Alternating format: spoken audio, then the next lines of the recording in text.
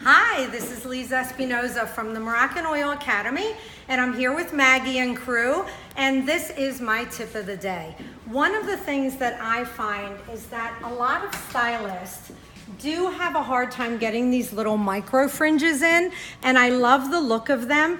And you know, our bodies have a natural lean, so sometimes we just can't get straight across from here all the way over. It does find to be a bit challenging. So I'm going to show you how you can break that down a bit or take little bites out of that elephant, as it were. And I use an Xing technique. So what I mean by that, I've got my lovely client's fringe carved out, and I'm just going to X across,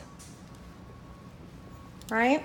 The other thing that I find is making sure that when you're creating a fringe section, you're really feeling that head shape. Because the natural fringe section is that final slope down the front, usually from recession to recession, right? And then that's the natural section. If you go below it, you're gonna have an overhang. That's where those clients come in and they say, oh, my hair's always hanging into my face because the fringe isn't back far enough. And if you go too far back, then you've got that like 80s bang, right? So depending on what you wanna see. All right, so I X'd over, so what that does for me, it gives me less space to worry about. I'm only gonna cut from here to here. Makes it much easier. I can maintain my straight line. You can straight cut or point cut. I think I'm going to point cut this, so I'm gonna start here, and I'm going to basically point cut a hopefully straight line, right?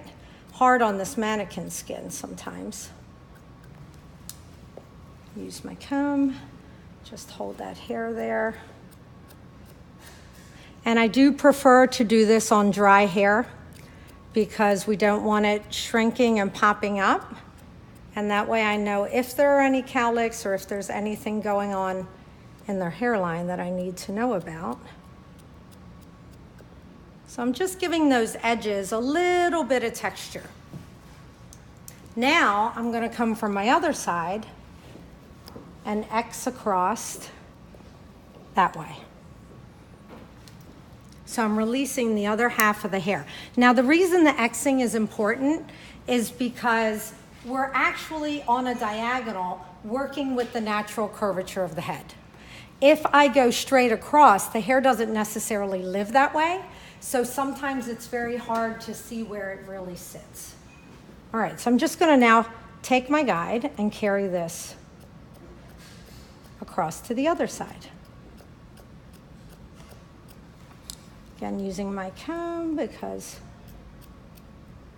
this hair wants to pop off her skin.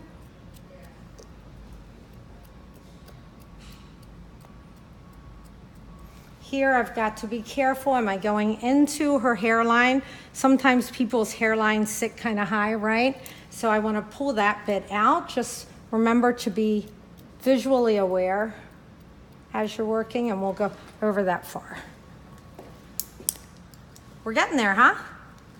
All right, so I think one more X on each side, and then we'll have our center, and this will be great.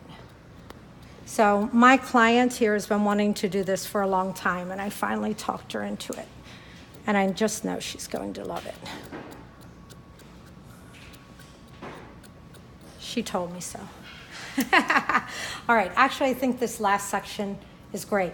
And you can see how I'm able to really spread it out to the natural fall of the hair. And we know that hair is gonna sit there, right? So if you cut it that way so that it does that, then she never has to worry about where that hair is sitting. It's just gonna sit in that natural fall and beautifully frame her face.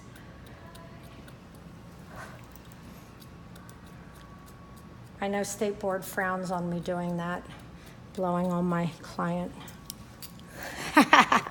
All right, but I think that looks fabulous. And now I'm able to just kind of go in from the underneath. You want to keep your shears kind of flat. I'll tell her to close her eyes and say, you know, don't worry, my shears will be touching your face, but I want to go straight into that hair with no elevation to just release a little bit of that weight, put some holes in it, but not graduate it up so that it pops up. And that's my tip of the day, micro fringe. Now, I do have a few other things. Subscribe to Modern Salon's YouTube channel.